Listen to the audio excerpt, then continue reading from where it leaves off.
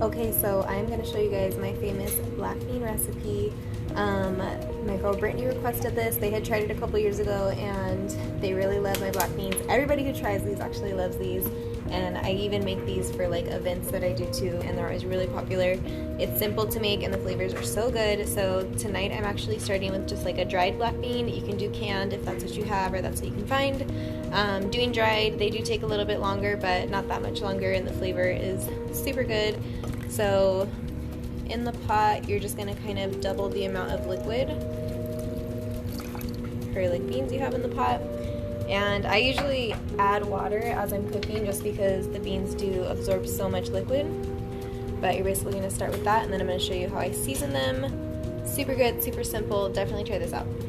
Alright guys, so these seasoning are the key to good black beans. So I have bay leaves, I have dried chicken bouillon, crushed red chilies, lots of garlic. So I'm gonna add whole cloves. You can chop them up, but I simmer these beans honestly for so long that the garlic really just kind of like melts in there.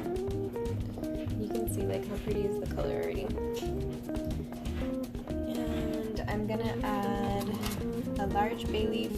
This is also a like super key trick to my black beans is bay leaf, and it just adds like such a nice background flavor to it. I have the crushed red chili, like spice and garlic, so and the bouillon. So you can do a chicken bouillon, or they also have like a tomato chicken bouillon too.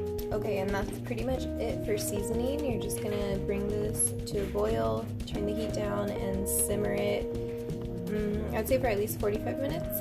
And you do not need to add any extra salt because there's already a lot of salt in the bouillon.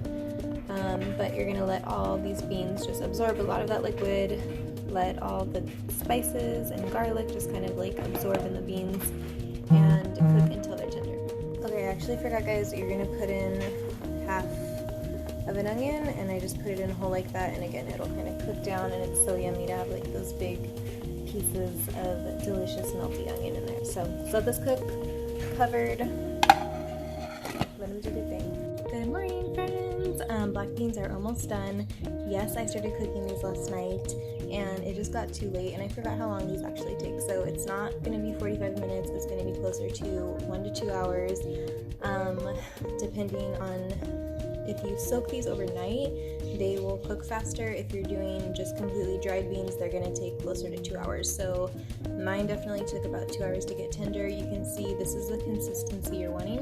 It has a nice thick broth. The flavor and fragrance of these is just like super delicious, and you can see just the consistency. That's what you want, and you want your beans tender but not dry. So I'm going to show you the last couple steps to making these perfect and delicious. Here we go. Okay, so for my black beans, I like them to have a good amount of broth, so I have about 1.5 cups of the black beans I've prepared, and then I added about a cup of water as well. So you're just going to kind of pull.